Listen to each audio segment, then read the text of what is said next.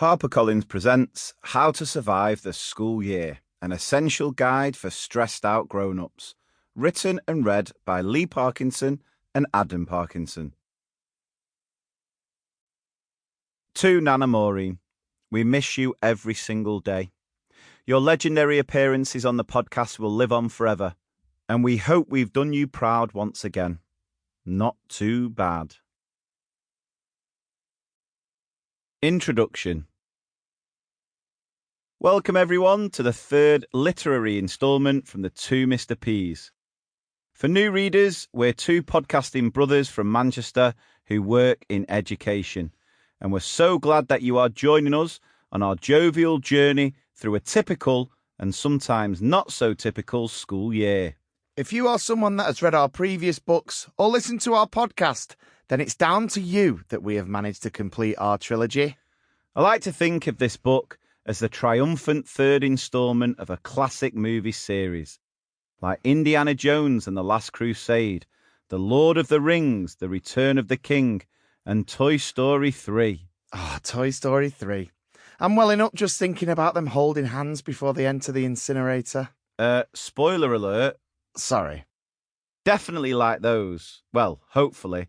And a lot less like Jurassic Park 3, Blade Trinity, and Home Alone 3. I mean, how the hell can you make a Home Alone film without Macaulay Culkin? Let's be honest, we're more likely to be bringing something closer to Jackass 3 to the table.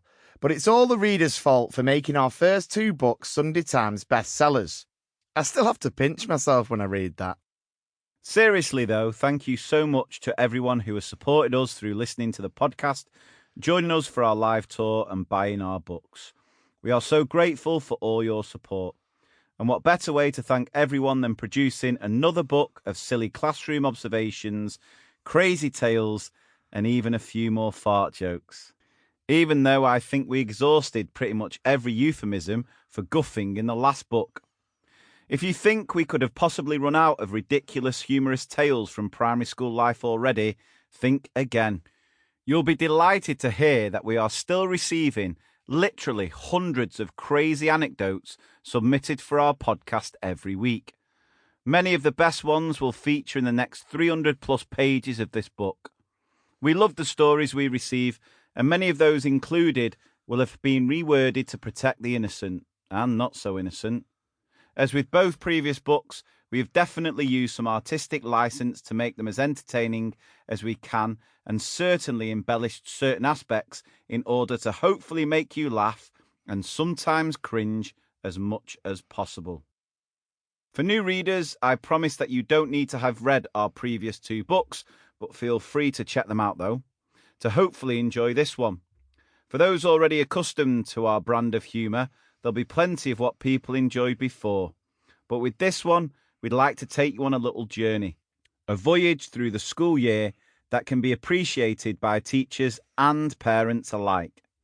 We like to think that with Put a Wet Paper Towel on It, we pulled back the curtain on primary teaching, and This Is Your Own Time You're Wasting was a cavalcade of confessions, calamities and clangers. However, this new book aims to be a silly school year survival companion in which we'll give insights on how not to get overwhelmed by the demands of primary school life that come from both sides of the school gates. There are only so many hours in the day, and remembering that next Thursday has swimming, spelling, singing club and a PTA-sponsored bounce can be quite a challenge for anyone. Make no mistake, this is not a parenting guide. Neither Adam nor I would dream of telling others how to bring up their younglings. I'm far from a perfect parent, just ask my kids. It doesn't matter how many likes I have on social media, how much engagement a video I've made receives, or indeed the number of podcast listens we get. Lily, Charlie and Harry think I'm a knobhead. It brings you down to earth with a huge bang when your now secondary school age triplets won't follow you on TikTok through embarrassment.